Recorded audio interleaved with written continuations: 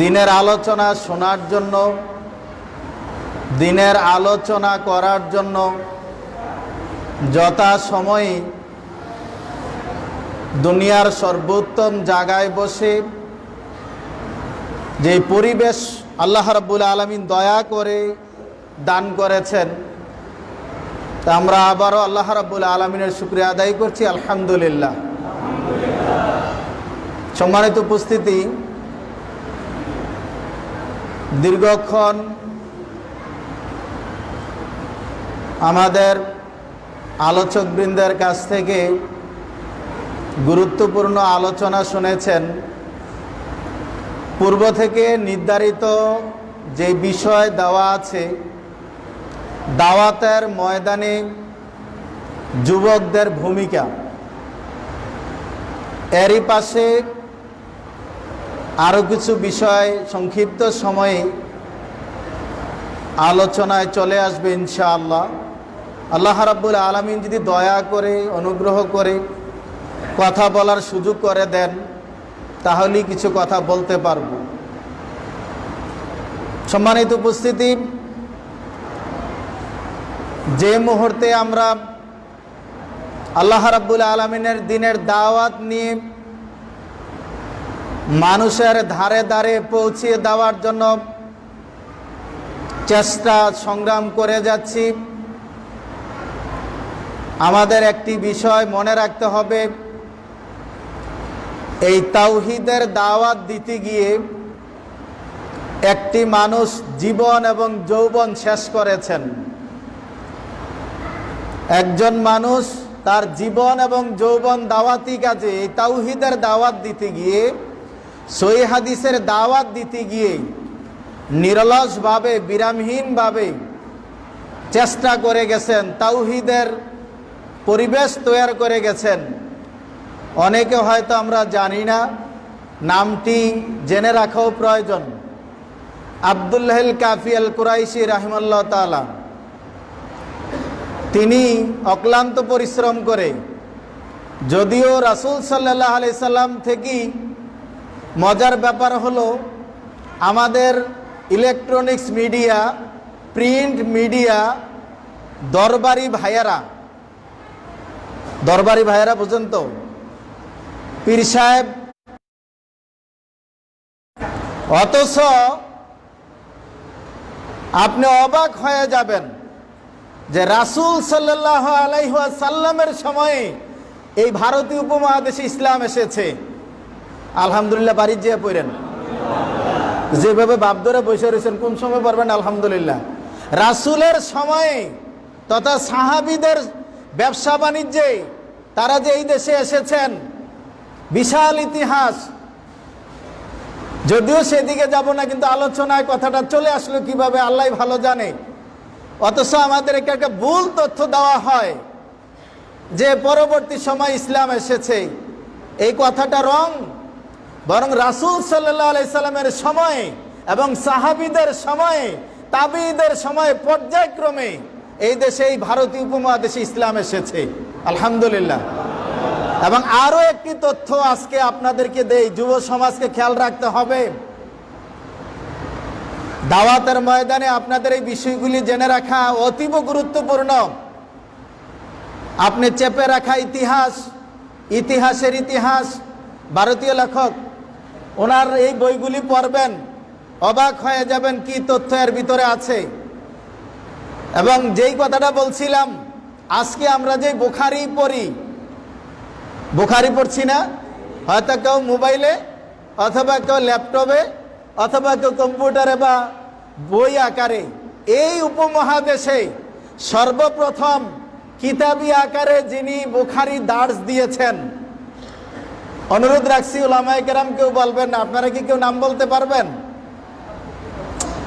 আগে বলেছি, আপনারা বলবেন না, শুনলে খুশি হবেন। কথাটার সাথে খুশির সংবাদটা আগে দেই। এই রিসেন্টলি সোনারগাঁয়ের এমপি মহোদয় তার বক্তব্যের মধ্যে ওনার নামটা স্মৃতিচারণ করেছেন, এবং সম্ভবত অচিরে ওনার নামে একটা ইসলাম ইউনিভার্সিটি হতে যাচ্ছে। এমপি মহোদয় সম্ভবত লিয়াকত সাহেব, শরফুদ্দিন আবু তাওয়ামা, ওনার কবরটা পাবেন এই যে কি বলে ওইটাকে, ওই সোনারগাঁ যাওয়ার যে রাস্তার মাথা মোগরাপাড়া, ওইখান থেকে দক্ষিণ দিকে যে রাস্তা ঢুকেছে কিছু দূর যাওয়ার পরে পাবেন। ওনার আলহামদুলিল্লাহ সুযোগ হয়েছিল মোহতারাম আমিরে জামাত স্যার সহকারে, গালিব স্যার সহকারে আমরা গিয়েছিলাম সফরে। এখনও নেম প্লেটে লেখা আছে ওইভাবে, শরফুদ্দিন আবু তাওয়ামা রাহিমাহুল্লাহ তাআলা, অথচ আমরা অনেকে জানি না। তো যাই হোক, উনি এমপি সাহেব এই কয়েকদিন হলো উনি ওনার আলোচনাও বলেছেন এই শরফুদ্দিন আবু তাওয়ামার কথা এবং স্মৃতিচারণ করেছেন। অথচ আমরা যারা এই সহি আকীদার দাওয়াত দিচ্ছি, দাওয়াত ও তাবলীগের কাজে আমরা নিয়োজিত আছি, আমরা কিন্তু এগুলি জানি না। মনে রাখবেন, একটা জাতিকে ধ্বংস করে দেওয়ার জন্য, একটা জাতিকে ধ্বংস করে দেওয়ার জন্য শুধু একটা জিনিস যথেষ্ট, তা হলো তার অতীত ইতিহাস ভুলিয়ে দেওয়া। আজকে আমরা অতীত ভুলে গিয়েছি, যার কারণে আমাদের মাঝে ওই স্পৃহা নাই, উৎসাহ উদ্দীপনা নাই, আমাদের মাঝে আগ্রহ নেই। শুধু আছে একটা, বাবা মুসলমান আমি মুসলমান, এইটাই আছে, আর কিছু নেই। সম্মানিত উপস্থিতি, তাই আপনাদেরকে সংক্ষিপ্ত সময়ে, যদিও ব্যাপক সময়ের প্রয়োজন এই বিষয়ে কথা বলতে গেলে, তারপরেও সংক্ষিপ্ত সময়ে দাওয়াতের ময়দানে যুবকদের যে ভূমিকা, শুধু যুবক বললে আমরা অনেকে যারা পৌর আছি, বৃদ্ধ আছি, অনেকে হয়তো ভাববো যে আমরা হয়তো বেঁচে গেছি। জি না, একটা হলো শারীরিকভাবে যুবকের চিন্তা বয়স, আর একটা হলো মনের যৌবন। মনের দিক দিয়ে কিন্তু সবাই যুবক থাকতে চায়, আর মনের থাকাটাই জরুরি। সুতরাং বয়সের দিক থেকে যেমন, মনের দিক থেকে আপনার চিন্তা চেতনা, আপনাকে যুবক যখন সঠিক সিদ্ধান্ত নিবে, কাজ করতে যাবে, আপনি তার জন্য দোয়া করবেন, সহযোগিতা করবেন, তাকে বুদ্ধি দিয়ে, পরামর্শ দিয়ে বিভিন্নভাবে সহযোগিতা করা। কিন্তু আমি ক্ষমা চেয়ে নেই, আমাদের অনেকের আবার স্বভাব আছে, ও ছেলেরা কি বোঝে।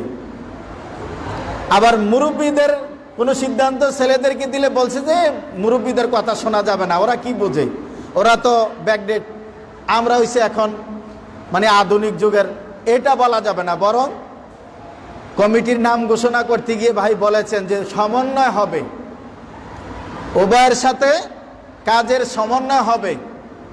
আল্লাহ রাব্বুল আলামিন কোরআন দিয়েছেন, নবী রাসূল পাঠিয়েছেন, কোরআনের 114 সূরার ভিতরে একটি সূরা দিয়েছেন, সূরা শূরা, পরামর্শ করার জন্য। আল্লাহু আকবার। তাহলে বোঝা যাচ্ছে এই পরামর্শের একটা দাম আছে, আছে না?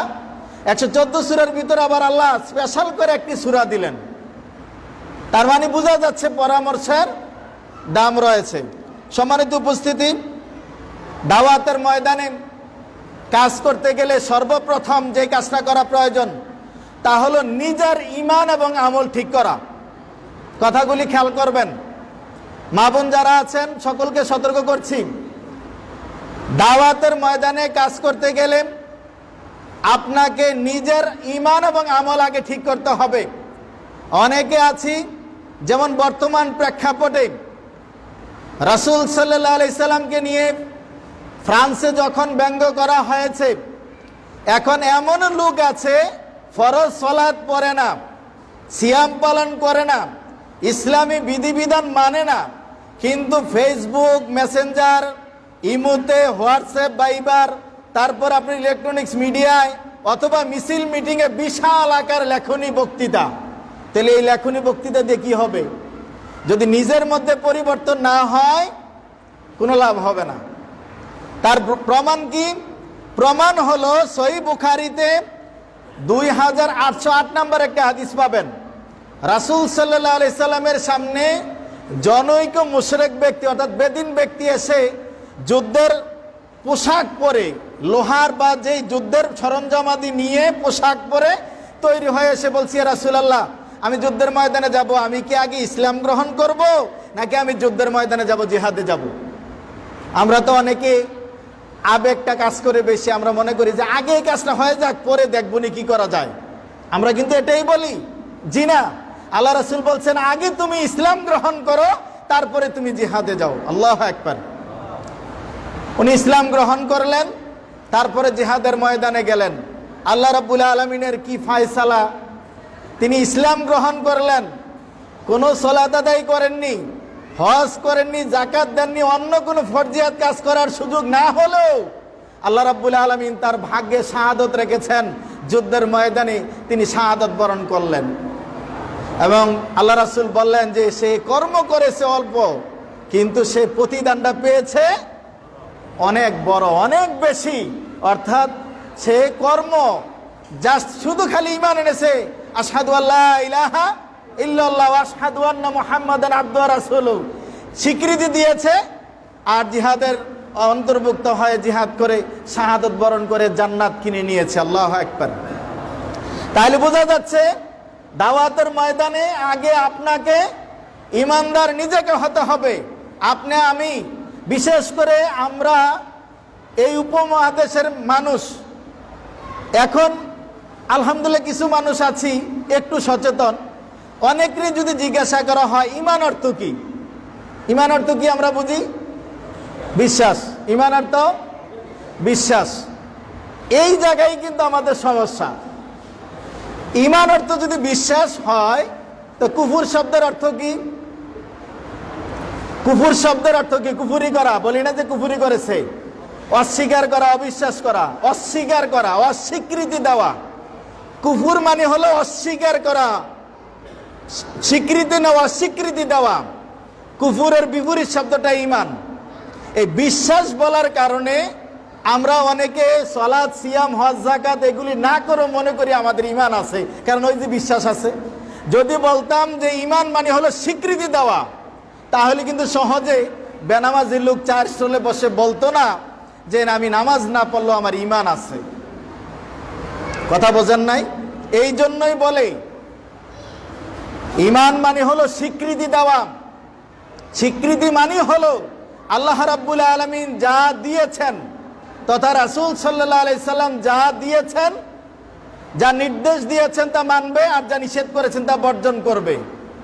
এইটার ভিতরে থাকতে হবে।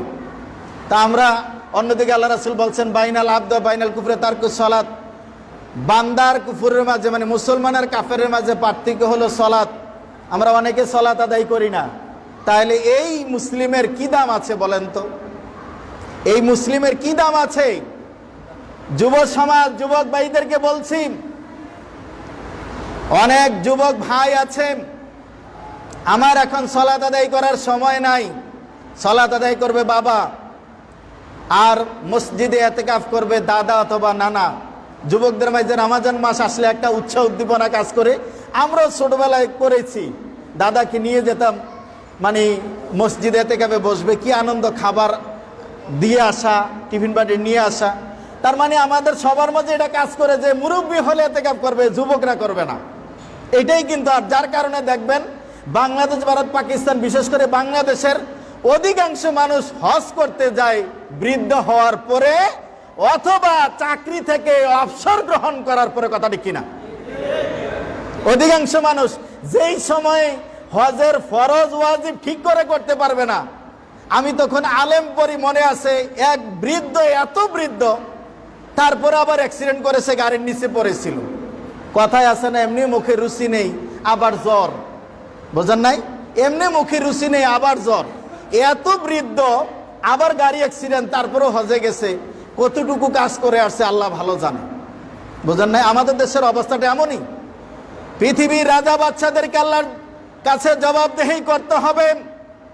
ক্বালা রাসূলুল্লাহ সাল্লাল্লাহু আলাইহি সাল্লাম, আলা কুল্লুকুম রাইন ওয়া কুল্লুকুম মাসউলুন আন রায়াতিন। প্রত্যেকটা মানুষ দায়িত্বশীল, প্রত্যেকের দায়িত্ব সম্পর্কে জিজ্ঞাসা করা হবে, প্রত্যেকে জিজ্ঞাসিত হবেন। আজকে যেই রাজা বাচ্চার আইনের কারণে একটা লোক দাড়ি রাখতে পারে না, চাকরির খাতিরে অথবা যেই কোনো কারণে, আইনের কারণে দাড়ি রাখতে পারে না, ওই পৃথিবীর রাজা বাচ্চাদেরকে আল্লাহর কাঠ গড়ায় দাঁড়িয়ে হিসাব দিতে হবে। যেই পৃথিবীর যারা আইন কানুন করে, রাজা বাচ্চারা আইনের কারণে যেই লোকটা সময় মতো ফরজ হওয়ার পরও হজ করতে পারেনি, ওই রাজা বাদশাকে আল্লাহর কাঠ গড়াদারি হিসাব দিতে হবে, লা সাক্কাফিয়াতে কোনো সন্দেহ নাই। আল্লাহর কাঠ গড়াদারি হিসাব দিতে হবে, আপনাকেও হিসাব দিতে হবে। 206টা হাড় 360টা জোড়া দিয়ে ফি আহসানি তাকওয়িম, সুন্দর একটা আকৃতি দিয়ে আল্লাহ রাব্বুল আলামিন আমাকে আপনাকে সৃষ্টি করেছেন। এমনিতেই ছেড়ে দিবেন আপনি মনে করবেন না। আপনাকে একটা তথ্য দিলে অবাক হয়ে যাবেন। এই চোখ থেকে আমাদের যে পানি বের হয়, আমরা কি বলি? চোখ থেকে কান্না করলে বা চোখে কিছু পড়লে পানি বের হয় না, আমরা পানি বলি।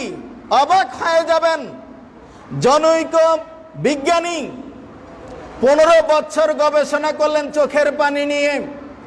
15 বছর গবেষণা করার পরে কোনো রেজাল্ট দিতে পারলেন না। তিনি এক বাক্যে স্বীকার করলেন যে চোখ থেকে যেটা বের হয় এইটা পানি নয়। যদি পানি হতো তাহলে যখন পৃথিবীর বিভিন্ন প্রান্তে, উত্তর মেরু বা দক্ষিণ মেরুতে যখন তাপমাত্রা 0 ডিগ্রি সেলসিয়াসে চলে আসে অথবা নিম্ন স্তরে চলে আসে, এটা যদি পানি হতো তাহলে চোখের এই আবরণের সাইডে বরফ হয়ে জমে যাওয়ার কথা। আপনি কি কোথাও দেখেছেন যে চোখের পানি বসে গেছে? তাহলে বোঝা যাচ্ছে এটা পানি নয়।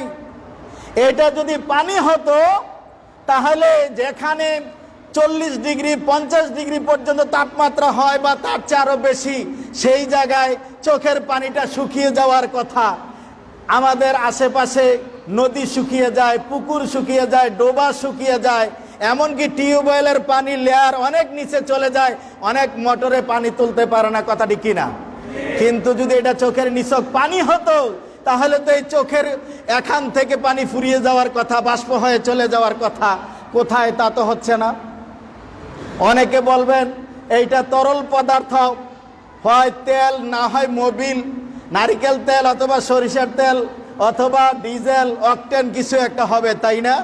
যদি এরম জাতীয় কিছু হয় তাহলে আপনার শরীরে এখানে একটু তেল লাগান, তৈল ব্যবহার করেন, একটু পরে দেখবেন বাতাসের সাথে যে অক্সিজেন আছে অথবা ধুলা ময়লা পরে জায়গাটা আটা হয়ে গেছে, আপনার কেমন উস্কো খুস্কো হয়ে গেছে, পশমগুলি স্কিনের সাথে লেগে গেছে, ময়লা লেগে গেছে। এই তৈলাক্ত যদি হতো তাহলে চোখের চতুর্দিকে যে পানি আছে এইটা একত্রিত হয় অন্ধ হয়ে যাওয়ার কথা সব মানুষ। ময়লা পরে চোখ দিয়ে দেখার কথা নয়, বরং আল্লাহ রাব্বুল আলামিন এমন একটা নিয়ামত এখানে রেখেছেন। 15 বছর গবেষণা করে বিজ্ঞানী বলছে এটা কি পানি না তরল পদার্থ কি এটা আমি নিজেই জানি না। আল্লাহু আকবার। তাহলে এটা কে জানে? রাস্তে বলেন পুলিশে ধরবো, কে জানে? আল্লাহ জানে। সুতরাং হ্যাঁ যুবক, তুমি বলছো এখন সালাত আদায় করার টাইম নেই, যুব সঙ্গ করার আমার এখন টাইম নেই, ইতা করার টাইম আছে। তুমি কি বোঝাতে চাচ্ছ? তোমাকে উৎসাহিত করার জন্য বলছি আলহামদুলিল্লাহ। আজকে যারা আলোচনা করেছে আমাদেরকে একটু ধারণা দেওয়া প্রয়োজন 1 মিনিটে। আমার যদিও আলোচ্য বিষয় না, আপনাকে উৎসাহিত করার জন্য, যেহেতু বিষয়ের সাথে রিলেটেড। যুবক অনেকে ভাবে শার্ট প্যান্ট পরা, তো যারা এখানে পাঞ্জাবি পাজামা পরা আছে, বিশেষ করে আজকের যারা আলোচক, আমাদের আব্দুল আল মারুফ ভাই কোরআনে হাফেজ, তারপরে ঢাকা ইউনিভার্সিটিতে আরবিতে মাস্টার্স করতেছেন। তাহলে আপনি মনে করবেন না যে আপনি কলেজে পড়ে অনেক কিছু শিখে ফেলছেন। আপনাকে একটু ধারণা দিলাম। আমাদের আব্দুল ওয়াদুদ ভাই শিক্ষক, national ideal school plus general থেকে অনার্স মাস্টার্স, মাদ্রাসা থেকে কামিল এবং আলেমে স্ট্যান্ড করা ছাত্র, আলেম ক্লাসে স্ট্যান্ড করা ছাত্র। হাতের লেখা দেখলেই সময় করে দেখেন একটু, আলহামদুলিল্লাহ। এটা নিয়ামত, আপনাকে উৎসাহিত করার জন্য বলছি। আর আমারটা কিছু বলছি না, শুধু এতটুকু বলছি আপনাদেরকে উৎসাহিত করার জন্য। মাদ্রাসা থেকে কামিল, ঢাকা ইউনিভার্সিটি থেকে পিএইচডি। তাহলে যুবক, তুমি যে ভাবছ যে তুমি মনে করো অনেক কিছু করে ফেলেছ, তাহলে তুমি চিন্তা করে দেখো এই পৃথিবীর বুকে শত শত নয় লক্ষ লক্ষ অনার্স মাস্টার্স দাঁড়িয়ে আছেন। Physics, chemistry, biology, geography, mathematics এর উপরে অনার্স মাস্টার্স, এমফিল, পিএইচডি করা ব্যক্তি আছে। জাহাঙ্গীরনগর ইউনিভার্সিটির জনৈক অধ্যাপকের 3টা সন্তান তার 3টা সন্তান বিদেশের মাটিতে থেকে উচ্চ ডিগ্রি নেওয়ার পরও আজকে ওই হতভাগা প্রফেসর বাবাকে বৃদ্ধাশ্রমে থাকতে হয়। পৃথিবীর জমিনে কোরআন হাদিস শিকার পরে কোন আলেমের বাবা বৃদ্ধাশ্রমে আছে আমার জানা মতে নাই। যুবক, তুমি কি শেখাতে চাচ্ছ, কি বোঝাতে চাচ্ছ? তুমি কি বোঝাতে চাচ্ছ? তুমি বলছো এখন আমার বয়স হয়নি, মাত্র আল্লাহ একটা ভাইরাস দিছে, করোনা ভাইরাস, ধরাও জানা, ছোঁয়াও জানা, খাওয়াও যায় না, যার যার মুখে যেভাবে কাপড় লাগাই দিছে, আমার তো মনে হয় সেই দিন বেশি দূরে না, ছোট বাচ্চারা বড় হলে বলবে যে এইটাই মনে হয় আর এক পুরুষদের জন্য নেকাব। ফ্রান্স, ব্রিটেন, বিভিন্ন দেশগুলির সাথে তাল মিলিয়ে খুদ বাংলাদেশের মাটিতে রাজশাহী ইউনিভার্সিটির জনৈক প্রফেসর বলেছিল এই নেকাব লাগানো যাবে না।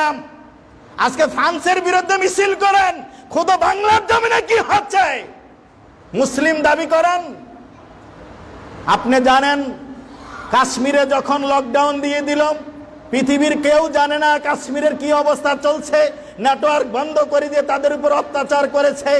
মিডিয়া থেকে একটা বাচ্চার কণ্ঠ পেয়েছিলাম আমরা, বাচ্চার ভাষ্য ছিল যে আল্লাহ আজকে আমাদেরকে যেভাবে আবদ্ধ করে রেখে দিয়েছে, 71 সালে আমাদের উপরে যেমনি ভাবে পাকিস্তানিরা নির্যাতন করেছিল, তার চেয়ে কত হাজার গুণ কাশ্মীরে চালিয়ে দিল। পৃথিবীর অনেক মিডিয়া ঢুকতে পারে নাই, জানে না। তাই ওই বাচ্চা বলেছিল আল্লাহর কাছে এতটুকু বলবো যে আল্লাহ আমাদেরকে যে আবদ্ধ করে রেখেছে এইটা যেন মানে আর সারা পৃথিবীর মানুষকে বুঝতে দেওয়া হয়। আল্লাহর কি ফায়সালা দেখেন, আর কিছুদিন পরে এই করোনা ভাইরাস, আর এখন গোটা পৃথিবীর মানুষ লকডাউনের ভিতরে। দেখো লকডাউন কি জিনিস, লকডাউন কি জিনিস তুমি দেখো। রাসূল সাল্লাল্লাহু আলাইহি সাল্লামকে প্রায় 3 বছরের মতো এই শিয়াবে আবি তালেবের মাঝে থাকতে হয়েছে, তাদের সাথে ওঠা বসা, ব্যবসা বাণিজ্য, দাওয়াতি কাজ সব বন্ধ করে দিয়েছে। যুবক, তাই তোমাকে দাওয়াতের ময়দানে সুদৃঢ় হতে হবে, তোমাকে সিদ্ধান্ত নিতে হবে, তোমাকে বুঝতে হবে। যদি তুমি মনে করো যে দাওয়াতের ময়দানে আমার থাকার প্রয়োজন নেই, জিনা তুমি ভুল করবে। তোমার বয়সী কত যুবক এই দুনিয়া থেকে চলে গিয়েছে, তাই তোমাকে দাওয়াতের ময়দানে থাকতেই হবে, দাওয়াতের কাজে তোমাকে থাকতেই হবে। এই বয়সটাকে আল্লাহ রাব্বুল আলামিন মূল্যায়ন করেছেন, যার কারণে যে যত বয়সী মানুষই মারা যাক না কেন আল্লাহ রাব্বুল আলামিন এই যৌবন বয়সে যুবক করে জান্নাতে রেখে দিবেন। সুবহানাল্লাহ। তাহলে এই বয়সটার একটা মূল্য আছে, আছে না? এই বয়সে ডিম দুধ না খেলেও আল্লাহ রাব্বুল আলামিন শরীরের মাঝে এমন একটা স্কিনের মধ্যে পরিবর্তন করে দেন, যখনই ছেলেটা অপ্রাপ্ত থেকে প্রাপ্ত বয়স্ক হয়ে যায় তার মধ্যে একটা পরিবর্তন আসে। আর 80 বছর বয়সের লোকটাকে সকালে 1 কেজি দুধ খাওয়ান, তারপরেও বসা থেকে দাঁড়াইতে কষ্ট হবে, বসতে গেলে মাটি, উঠতে গেলে লাঠি, পারবে না। আর যুবককে কিছু না খাওয়ালো চলবে। এটা আল্লাহ প্রদত্ত নিয়ামত, একটা সময় আসবে এটা থাকবে না। যতই বিউটি পার্লারে যাক না কেন এটা থাকবে না, এটা থাকবে না, কারণ এটা আল্লাহ প্রদত্ত। আপনাকে তাই বলছিলাম ঈমান এবং আমলের ব্যাপারে সুদৃঢ় হতে হবে। দ্বিতীয় নম্বরে আপনাকে ধর্মীয় জ্ঞানে পারদর্শিতা অর্জন করতে হবে। ধর্মীয় জ্ঞানে আপনাকে দক্ষ হতে হবে। কোরআন সুন্নাহর সাথে সাথে আমাদের সবচেয়ে বড় সমস্যা হলো ইংরেজ পিরিয়ডে আমাদেরকে 2টা ভাগে বিভক্ত করে দিয়েছে। কার শাসন আমলে? ইংরেজ শাসন আমলে। যারা অঙ্ক, ইংরেজি, বাংলা, ফিজিক্স, কেমিস্ট্রি পড়বে তারা কোরআন হাদিস শিখবে না, একেবারে জিরো। বাবা মারা গেলে কিভাবে দাফন করবে, গোসল করাবে, মাটি দিবে তা কিছু বোঝে না, ইমাম সাহেবের শরণাপন্ন হবে। আর যারা আবার কোরআন হাদিস শিখবে তাদেরকে এই অঙ্ক, ইংরেজি, বাংলা শিখতে দিবে না, এটা শিখা হারাম, তাদেরকে দায়বদ্ধ করে দিয়েছে মসজিদের ভিতরে। যার কারণে আজকে একটা মানুষ দেখবেন হজ করেছে, রোজা রাখে, তারপরে আপনার সালাত আদায় করে, সিয়াম পালন করে বা ইসলামের সব বিষয় মানে, কিন্তু যখন বলবেন যে কোরআন হাদিস দিয়ে দেশ চালান তখন বলবে যে এটা দিয়ে চলবে না। কথাটা কিনা? তখনই দেখবেন সাথে সাথে বলবে যে না এইটা দিয়ে এখন চলবে না, 1400 বছর আগের কোরআন দিয়ে চলবে না। এই মানুষটার ঈমান আছে কিনা বলেন তো? সেই হিসাব করলে পৃথিবীতে কয়জন মুসলিম আছে আপনি হিসাব করবেন। আমরা তো সবাই হিসাব করি, কেউ বলছে 160 কোটি, কেউ বলছি 150 কোটি, কেউ বলছি 200 কোটি, হিসাব তো ঠিক আছে। আবার বাংলাদেশে বলছি কেউ 90%, কেউ বলছি 92%। আমি বুঝি নাই 90% মুসলমানের হিসাবটা কে কিভাবে করে। যেই মুসলমান সালাত আদায় করে না, যেই মুসলমান নিজে সালাম দেওয়া শিখে নাই, শিক্ষক হয়ে ছাত্রকে কি শিখাবে, সেই দেশে 90% মুসলমান না। সালাম আলাইকুম নাকি সালাম। যেই দেশের টিচার শিক্ষা দেয় সালাম আলাইকুম, তো সেই দেশের ছাত্র কি শিখবে বলেন? জাতি কি শিখবে? ওই যে বলছি দুইটা ভাগে বিভক্ত করে দিয়েছে, আর আমাদেরকে শিখেছে অঙ্ক ইংরেজি, এটা দুনিয়ার শিক্ষা, আর কোরআন হাদিস পরকালের শিক্ষা। এই কথাটাই আমাদের ভুল। বরং কেমিস্ট্রির রসায়নের জনক বলা হয় জাবের ইবনে হায়ানকে। মুসলিমদের কাছে আপনি অবাক হয়ে যাবেন, ঋণী হলো সব বিজ্ঞানীরা। আল্লাহ রাব্বুল আলামিন কোরআনটা দিয়েছেন, বিজ্ঞানের উৎসটাই হলো কোরআন থেকে। আল্লাহু আকবার। সুতরাং আমরা জানি না, বুঝি না, যার কারণে আমরা এই দিকে চলে গিয়েছি। তাই মহাগ্রন্থ আল কোরআনের 47 নম্বর সূরা, সূরা মুহাম্মদের 19 নম্বর আয়াত, আল্লাহ রাব্বুল আলামিনের নির্দেশ, ফাআলাম আন্নাহু লা ইলাহা ইল্লাল্লাহ। তুমি আগে জানো, তারপরে আল্লাহ ছাড়া যে সত্যিকারের মাবুদ নেই, এই কথার স্বীকৃতি দাও। এই জানাটার ব্যাপারে আল্লাহর নির্দেশ। এছাড়া আল্লাহ রাব্বুল আলামিন মহাগ্রন্থ আল কোরআনের প্রথম যে ওহী দিয়েছেন, সূরা আলাকার প্রথম 5টি আয়াতের ইকরা বিসমি রাব্বিকাল্লাযী খলাক, পড়ো তোমার রবের নামে যিনি তোমাকে সৃষ্টি করেছেন। কিন্তু আফসোস, আমরা রবের নামের পড়া পড়তে পারলাম না। রবের নামের পড়া, মক্তবের কোরআন শিক্ষা, কোরআন হাদিসের ভিত্তি দিয়ে তৈরি করা তাওহীদের জ্ঞান দেওয়া, আজকে সেই বিদ্যা পারেনি। কিন্তু ছোট্ট ছোট্ট বাচ্চা, তাকে জিজ্ঞাসা করেন কি সুন্দর কবিতা ছন্দ, ভালোই পারে। আর আমরা তো সবাই শিখেছি, মনে আছে তো কোনটা, হাট্টিমা টিম টিম, মাশাআল্লাহ সবাই তো পারে। হাট্টিমা টিম টিম, তারা মাঠে পারে ডিম, তাদের খাড়া দুটো সিং, তারা হাট্টিমা টিম টিম শিখেছি। দেখেন তো এই কবিতাটার সাথে কোনো মিল আছে কিনা? কোনো মিল নেই। আপনি ন্যাশনাল জিওগ্রাফি, ডিসকভারি চ্যানেলগুলি সার্চ দেন, আল্লাহ রাব্বুল আলামিন এখন এমন প্রাণী সৃষ্টি করে নাই, শিং আছে, পাখা আছে, পা দুটা হাঁসের মতো, আবার ডিম পারে। শিংওয়ালা প্রাণী ডিম পারে না, বরং বাচ্চা দেয়। তো এই মিথ্যাচার কোথায় আসলো? শুনুন, আবু দাউদের হাদিস খুলেন, একজন মহিলা পাশে বসা, আল্লাহ রাসূল বসা, মহিলা তার বাচ্চাকে ডাকলেন, তুমি আমার কাছে আসো, খাবার দেবো। আল্লাহ রাসূল বলেন, তুমি কি সত্যি তাকে খাবার দিবে? বলছে, হ্যাঁ ইয়া রাসূলুল্লাহ, খাবার দেব। আল্লাহ নবী বললেন, যদি তুমি খাবার না দিতে, মিথ্যা বলার কারণে তোমার আমল নামায় মিথ্যার একটা গুনাহ লেখা হতো। অনেক বাবাজিরা সন্তানকে ডাকেন, কাছে আসার সময়, আসো খাবার দেব, একটা থাপ্পড় দেন, বকা দেন, মাইক দেন, করেন না? মিথ্যা কথা হর বলি, এগুলা থেকে বিরত থাকতে হবে। এই কথাটা যদি মিথ্যা হয়, তাহলে বাচ্চাকে কি শেখাচ্ছেন বলেন? সালাম দেওয়া শিক্ষা দিলে যদি জঙ্গি হয়, শুদ্ধ করে সালাম দিলে যদি জঙ্গি হয়, আল্লাহ হাফেজ বললে যদি জঙ্গি হয়, কথাগুলি রেকর্ড হচ্ছে জাতির কাছে, মিডিয়ার কাছে। আমার প্রশ্ন, বাংলাদেশ সরকারের কাছে করজোরে নিবেদন, কোন কোন কথাগুলি বললে দেশ বিরোধী হয় সেইগুলি মিডিয়াতে প্রকাশ করে দেন। আইনের ভিত্তিতে সঠিকটা বলতে হবে। কিন্তু কেউ তথাকথিত সুশীল সমাজ উল্টা পাল্টা কথা বলবে, মানুষের মানবাধিকার লঙ্ঘন করবে, দেশ বিরোধী কথা বলবে, আইন বিরোধী কথা বলবে, ধর্মীয় অনুভূতিতে আঘাত করে কথা বলবে, এইটা সহ্য করার মতো নয়। রাসূল সাল্লাল্লাহু আলাইহি সাল্লামের ব্যঙ্গ করবে, রাসূলকে নিয়ে সমালোচনা করবে, এটাও জাতি মেনে নিবে না। তবে জাতির কাছে আরো একটি আবেদন থাকবে, সরকারের কাছে, গোয়েন্দা বাহিনীর কাছে। আমি যতটুকু জানি সেটা হলো, বাংলাদেশ স্বাধীন হওয়ার পর থেকে অদ্যাবধি হিন্দু, বৌদ্ধ, খ্রিস্টান, মুসলিমদের মাঝে কোনো দাঙ্গা হয়নি। কথা ঠিক কিনা? হিন্দু তার যত পূজা আছে পূজা পালন করে, বৌদ্ধ তার বৌদ্ধ, তার ধর্মীয় অনুষ্ঠান পালন করে, মুসলিম তার মুসলিম অনুষ্ঠান পালন করে, ধর্মীয় দিক থেকে তার দিক নির্দেশনা পালন করে। কিন্তু পার্শ্ববর্তী দেশ, সেই দেশে ডজনে ডজনে হিন্দু মুসলিমের দাঙ্গা হয়েছে। কথা বোঝেন নাই? দাঙ্গা হয়েছে, ঝগড়া হয়েছে, যুদ্ধ চলছে শ্রীরাম বলা নিয়ে, কি জানি কি শ্রীরাম, জয় শ্রীরাম বলা নিয়ে কত কিছু গেছে। কিন্তু আমাদের দেশের শান্তিপ্রিয় মানুষ, যেখানে যার যার ধর্ম পালন করছে, এই শান্তিপ্রিয় মানুষ যাতে শান্তিতে থাকতে না পারে, এক শ্রেণীর মানুষ এক শ্রেণী মানুষ নামের কুলাঙ্গার রাতের আধারে বিভিন্ন শহরে মুসলিমদেরকে আঘাত করে মিছিল করছে, এইটা যেন শান্তিপ্রিয় পরিবেশ নষ্ট করতে না পারে সরকারের প্রতি বিশেষ আবেদন থাকলো। কারণ এগুলা দিয়ে কিন্তু দ্বন্দ্ব তৈরি হয়। কিছুদিন আগে চট্টগ্রামে মিছিল হয়েছে, এগুলা দিয়ে দ্বন্দ্ব তৈরি হয়, ঝগড়া তৈরি হয়, এগুলা যেন না হয়। পাশাপাশি করোনা ভাইরাসে যখন সারা পৃথিবীর মানুষ আতঙ্কে, কষ্ট লাগে। দুইটা কথা আপনার গায়ে লাগবে এখন ঢেউ। এতক্ষণ তো বলছেন হুজুর বাইরের কথা বলেন, ভালোই লাগে।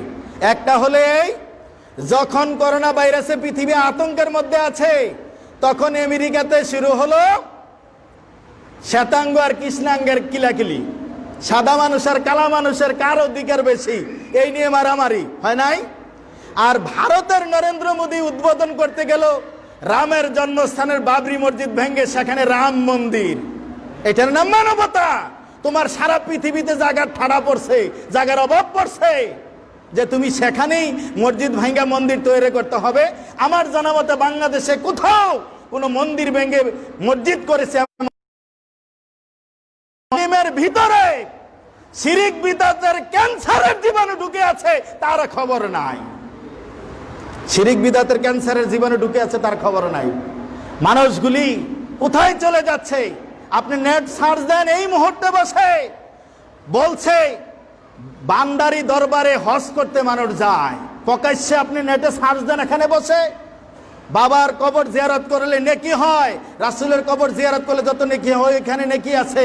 পাপ মোচন করতে চাইলে ভান্ডার শরীফে চলে যাও, এবং তওয়াফ করতে চাই 7টা তওয়াফ দাও। নেটে এখন সার্চ দিয়ে দেখেন আপনার কি সঙ্গীত আর ঢোল তবলা বাজনা সমানে বাজাচ্ছে। ও পৃথিবীর মুসলমান, যেই নবীকে আদর্শ মানো, সে আদর্শের নবী, মানবতার নবী, বাজনা শুনে কানের ভিতরে আঙ্গুল ঢুকিয়ে দিলেন যাতে করে বাজনা ভিতরে প্রবেশ না করে। আর তুমি আধুনিকতার যুবক মুসলমান, এমন তুমি কানে বল্টু লাগাইছো যাতে কানের ভিতরের আওয়াজ বাহিরে না যায়। বোঝেন নাই? হেডফোন লাগাইয়া বাজনা শুনতেই আছে, বোঝেন নাই? আল্লাহ রাসূল কানে আঙ্গুল দিলেন যাতে বাজনা ভিতরে না ঢুকে বাহির থেকে, আর যুবক ভিতরের বাজনা যাতে বাহিরে না যায় ভিতরে একবারে গেঁথে দিয়েছে। সম্মানিত উপস্থিতি, কথা বেশি হয়ে যাচ্ছে। 3 নম্বরে সঠিক জ্ঞানের অধিকারী হওয়া। সঠিক জ্ঞান বলতে মনে রাখবেন, ওই রাত্রিবেলা জংলায় ট্রেনিং নিয়ে বুম ফালাই দিয়ে ইসলাম কায়েম করবেন, এটার নাম ইসলাম নয়। বোমা ফাটিয়ে যেমন ইসলাম কায়েম করা যায় না, শবে বরাতের রাত্রিতে পটকা ফুটিয়েও ইবাদত করা যায় না। অতএব দুইটাই চলবে না। ইসলামের নামে ধ্বংসাত্মক কার্যকলাপ করা, হিংসাত্মক আচরণ করা, যুদ্ধ চালিয়ে দেওয়া বা মানুষকে হত্যা করা, কিলাকিলি যা কিছু করা একটাও চলবে না। বরং কোরআন সুন্নাহর আলোকে সঠিক জ্ঞান, সঠিক সিদ্ধান্ত আপনাকে নিতে হবে, সঠিক জ্ঞান নিতে হবে। তাই কোরআন হাদিসের বিকল্প নেই। জনৈক ভদ্রলোকে মিডিয়াতে জিজ্ঞাসা করেছে যে সালাত আদায় করার সময় হাত কোথায় বাঁধবো? জনৈক ভদ্রলোক বলে দিলেন পুরুষ নাভির নিচে আর মহিলারা বুকের উপরে। আপনাকে একটা জিনিস দেখাই, প্র্যাকটিক্যাল না দেখাইলে বুঝবেন না। আপনি দেখেন তো হাতটা এই হাতের উপরে, এটা রাখলে উপরে বলে নাকি নিচে রাখলে উপরে বলে? আমার কথাটাকে বোঝান। এই যে রাখলাম এটা উপর নাকি এইটা উপর বলেন তো? এইটা উপর। তাহলে তাদের ভাষা অনুযায়ী যদি নাভির নিচে হাত বাঁধেন, তারাও বলে যে বাম হাতের উপরে ডান হাত। তো আমি যখন তাকবীর দিয়ে হাতটা বাঁধি, এখন দেখেন তো হাত কি আমার নিচে আছে না উপরে আছে? হাত কি নিচে না? যুক্তিটা বুঝছেন? কিন্তু নাভির নিচে যদি নেন, এই যে দেখেন ওদের অনুপাতে, আমি কিছু বলছি না, শুধু লজিকটা বলছি। তাকবীর দিয়ে হাতটা বাঁধলেন, হাত কি এখন উপরে আছে না নিচে আছে দেখেন তো? তা আল্লাহ রাসূল বলছেন বাম হাতের উপরে ডান হাত রাখা। অন্য হাদিসগুলির নিয়ে আপনার কোনো কথা বলার দরকার নাই। তা আপনি কোথায় রাখলেন? হয় এটা রাখেন নাহলে এটা রাখেন। উপরে রাখতে বলছে, কিন্তু আপনি তো উপরে রাখছেন, আপনি তো কোথায় রাখলেন দেখেন? এটা নিচে চলে গেছে। তাহলে বাম হাতের নিচে ডান হাত, তা তো হাদিসে নেই। বাম হাতের উপরে ডান হাত, মারুফ প্র্যাকটিক্যাল করতেছে। তো বাস্তবতা হলো হাতটা হলো এই, আপনি নিচে নেচ্ছেন কেন? কমপক্ষে অন্তত পক্ষে একটু যদি সহনশীলে আসি, আস্তাগফিরুল্লাহ, মানে সমতা করার সুযোগ আমার নেই, কিন্তু আপনাকে বলার জন্য বলছি অন্তত ওকে নাভির উপরে হাতটা বাঁধতে হবে। এখন ইসলাম শিক্ষা বইগুলিতে কিন্তু বিভিন্ন ক্লাসে বিভিন্ন রকম পাওয়া যায়। কোনো ক্লাসে পাওয়া যায় নাভির নিচে খুব কম বই আছে, এখন অধিকাংশ বইগুলিতে বলে নাভির উপরে। যাই হোক, আস্তে আস্তে সুযোগ দেন, উঠুক না, একটু আস্তে আস্তে উঠতেছে, সময় লাগুক। যেটা বলছিলাম, এই জনৈক ভদ্রলোক খুব পপুলার। আমাদের দেশের ইসলাম তো সবাই পপুলার নিয়ে ব্যস্ত, বোঝেন নাই? এই পপুলার সাহেবকে যখন বলেছে যে পুরুষরা নাভির নিচে, মহিলারা বুকের উপরে, তো তাহলে নামাজ তো দুই রকম হয়ে গেল। তো এখন ওনাকে প্রশ্ন করেছে যে মহিলারা বুকের উপরে বাঁধবে, আপনি বলেন এটা সহিহ হাদিস, আর পুরুষ নাভির নিচে এইটা বললেন সহিহ হাদিস, তাইলে আমরা মহিলারা কেন বুকের উপরে বাঁধবে? তো বলছে যে মহিলা মানুষ তো, ওরা দুর্বল জয়ীফ, এই জন্য জয়ীফ হাদিসটা আমল করে, আর আমরা শক্তিশালী পুরুষ এলে আমরা সহিটা করি, বরং ঘরে বাহিরে আমরা সহি জয়ীফ দুইটাই আমল করি। বুঝাই দিলেন। জনগণ তো সুবহানাল্লাহ, বড় হুজুর তো ফিনিশিং দিয়ে দিছে।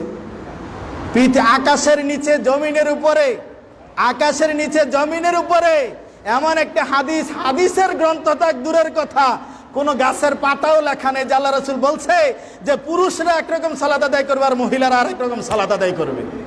বরং আল্লাহ রাসূল যখন ইমাম, তার পিছনে যেমন পুরুষ মুসল্লি, তার পিছনে তেমন মহিলা মুসল্লি।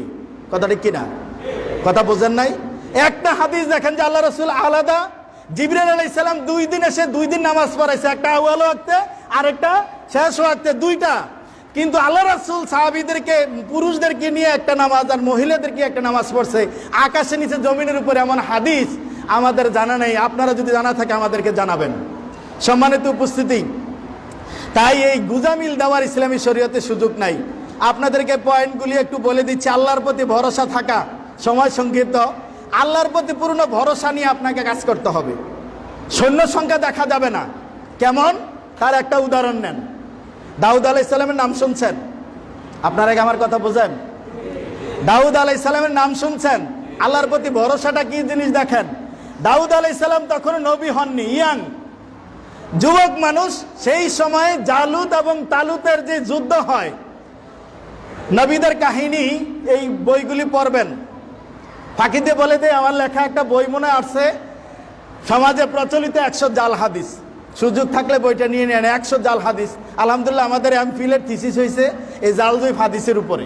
তো 100 জাল হাদিসের একটা বই, সবাই যেভাবে তাকাইছেন সবার মনে দেওয়া যাবে না, কয়েকটা বই আছে আমাদের ইমাম সাহেবের কাছে। যাই হোক, বইটা নিয়ে যাবেন। অনেক জাল হাদিস, আপনি কয়টা শুনবেন আর কয়টা বলবো আপনাকে, অন্যদিন সুযোগ পেলে বলবো। তা আপনাকে যেই কথাটা বলতে যাচ্ছিলাম, এই দাউদ আলাইহিস সালাম তখন নবী হননি। জালুত আর তালুত, জালুত হলো জালেম বাদশা। লম্বা চূড়া ইতিহাস সংক্ষেপে শুধু বলে দেই যে আল্লাহর প্রতি ভরসা করে এগিয়ে গেলে কি লাভ হয় যুবক, দাওয়াতের ময়দানে তোমার এটা প্রধান কাজ। তাই আপনার জালুত সেই সময় মুসা আলাইহিস সালামের সরঞ্জামাদি নিয়ে একটা সিন্দুক ছিল, উনি নিয়ে গেলেন। আমালিকাদের সাথে অনেক কাহিনী, যুদ্ধ হয়েছে, পরে দখলে নিলেন। তার পরবর্তী সময়ে যখন তালুতের নেতৃত্ব আসে, অর্থাৎ নেতৃত্ব পায়, তালুতকে সেনাপতি হিসাবে, এর আগে তারা সিন্দুকটা দখলে রাখার চেষ্টা করেছে জালুতের বাহিনী। কিন্তু এই সিন্দুক যার বাড়ি সামনে রাখে, মহামারী, তারপরে আপনার আফত বিপদ গজব একটার পর একটা শুরু হয়। এমন করে প্রায় 3টা না 5টার মতন সমাজ ধ্বংস হয়ে গেছে। তারপরে তারাই বাধ্য হয়ে এই সিন্দুক এনে তালুতের বাড়ির সামনে রেখে গেছে, কারণ দেখছে অবস্থা ভালো না। যাই হোক, তালুত নেতৃত্ব পেলেন, অনেকে অনীহা করেছিলেন। আল্লাহ রাব্বুল আলামিনের পক্ষ থেকে তালুত পেয়ে এবার সৈন্যবাহিনী গঠন করলেন। সেখানে বর্ণনায় পাওয়া যায় প্রায় 80,000 সৈনিক তার সাথে নিলেন। নদী পার হতে হবে, আল্লাহর পক্ষ থেকে ফয়সালা দেওয়া হলো একটা টেস্ট, সেনাপতি টেস্ট করবে। টেস্ট বললো নদী পার হবে, কিন্তু তোমরা নদী থেকে পানি বেশি পান করবে না, সর্বোচ্চ 1 ডুব। একটু মজা নিতে পারো, টেস্ট নিতে পারো, আর বেশি না কিন্তু, বলে দিলেন। কিন্তু বোঝেন না আমাদের যেই স্বভাব, যার যে ইচ্ছা মতো খাইছে। কিন্তু এই যুবকদের মাঝে দাউদও ছিলেন, দাউদকে তেমন নিতে চাইনি। তারপরে তিনি যাই হোক সুযোগ করে দিয়েছেন। আল্লাহ গেলেন, মাত্র 313 জন টিকলেন। নদী পার হওয়ার পরে বেশি পানি পান করার কারণে বাকিরা সবাই ঘুমাই গেল বা অলস হয়ে গেল। সঙ্গী পাইলেন কয়জন? 313 জন। আল্লাহু আকবার। 313 জনের মাঝে দাউদও একজন। গেলেন যুদ্ধের ময়দানে। যুদ্ধের ময়দানে যাওয়ার পরে সেই সময়ের জালেম বাদশা জালুত তার হাতি নিয়ে, তার ঘোড়া, তার সাওয়ারি নিয়ে, তার অহংকারের দম্ভখর্ব নিয়ে যখন হাজির হয়েছে, সেই সময়ের যুদ্ধের সিস্টেম অনুযায়ী একজনকে সেনাপতির সাথে বা যে বড় বীর তার সাথে লড়ার জন্য একজন পাঠাইতে হয়। তালুতকে আহ্বান করেছে, তুমি একজন দাও, তাকে দিবা তার সাথে লড়ার জন্য। এখন কেহ যাওয়ার সাহস করে না, বুঝেন নাই? যুবক ভাইয়েরা ডব্লিউ খেলায় দেখে না যে অবস্থা কি? এক তো মারে মারে হাতে, আবার সে আর তুলো বাইরায়, হাতুরা দিয়েও মারে। তো এটা বাস্তব না আসলে? যুবকরা মনে করে বাস্তব খেলা, আসলে বাস্তব না, কিছু অবাস্তব আছে। যাই হোক, এবার পাঠিয়েছে দাউদকে। আল্লাহু আকবার। আল্লাহর প্রতি ভরসা করে দাউদ যখন যায়, আল্লাহ যে কি বিচক্ষণতা দিয়েছেন। দাউদ ছোটবেলা থেকে পাথর মারায় ওস্তাদ ছিলেন, বুঝেন নাই? পাথর মারা, ঢিল মারায় ওস্তাদ ছিলেন। আর জালুতের পোশাকটা হলো এমন ভাবে তৈরি করা লোহার পোশাক যে তাকে অস্ত্র দিয়ে অথবা তরবারি দিয়ে যে আঘাত করবে কোনো সুযোগ নাই। পুরো বডিটাই লোহার বডি, কোথায় আঘাত করবে? সে এত টেকনিক করে এসেছে। বর্তমান আধুনিক সভ্য দেশগুলি, তথাকথিত অসভ্য দেশগুলির অবস্থা দেখেন না? পারমাণবিক বোমা বানাইয়া নিজেরা কি বাহাদুরি করতেছে। সব বোমা মানে করোনা ভাইরাসের কাছে আসল, কথাটি কিনা? সব আসল। তো যাই হোক, ওই আল্লাহ রাব্বুল আলামিনের ভরসায় দেখেন ফায়সালা কি দিয়েছে। দাউদ আলাইহিস সালামকে যখন তালুত তার হাতের তরবারিটা দিলেন যে যাও এটা দিয়ে আঘাত করো, কিন্তু তিনি দেখলেন যে না, তরবারির আঘাত দিয়ে তাকে শেষ করা সম্ভব নয়। তিনি যাওয়ার সময় পকেটে করে একটা পাথর নিয়ে গেছিলেন। ওই যে নদী পার হওয়ার সময় সুযোগ করে একটা পাথর নিয়েছিলেন। তিনি চিন্তা করলেন যে এই পাথরটাই হতে পারে আমার আজকের প্রধান অস্ত্র। তিনি যুদ্ধের ময়দানে গিয়ে জালুতের সামনে গিয়ে তার অস্ত্র দিয়ে, তার তরবারি দিয়ে আঘাত না করে ওই পাথরটা দিয়ে টার্গেট করলেন। যে ওই লোহার হেলমেট করা পরের ভিতর দিয়ে চোখের যে খালি জায়গা আছে, ওই পাথরটা মারার জন্য চোখ টার্গেট করলেন।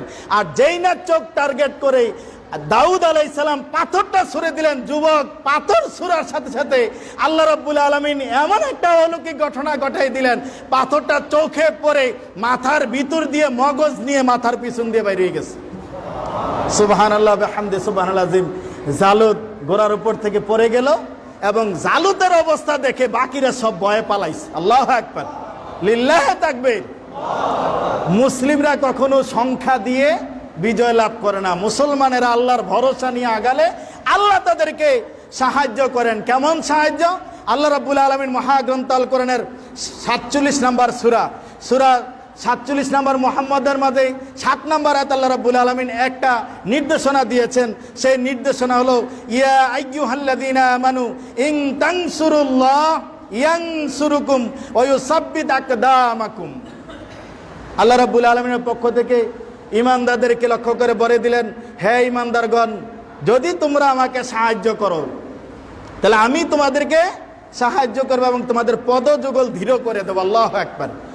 আল্লাহকে যদি সাহায্য করেন, আল্লাহ আপনাদের সাহায্য করবেন এবং আপনাদের কাজে কর্মে, দাওয়াত ও তাবলীগের কাজে, আল্লাহর পথে যত কাজে আগাবেন, হোক পারিবারিক কাজে, সামাজিক কাজে, রাজনৈতিক কাজে, অর্থনৈতিক কাজে, যে কোনো কাজে যখন আগাবেন আল্লাহর প্রতি ভরসা করে, আল্লাহ রাব্বুল আলামিন আপনাকে সেই দৃঢ়তা, সেই শক্তি, সেই সামর্থ্য, সেই মনোবল, সেই বুদ্ধিবল তৈরি করে দিবেন। সুবহানাল্লাহ বিহামদি সুবহানাল আযীম।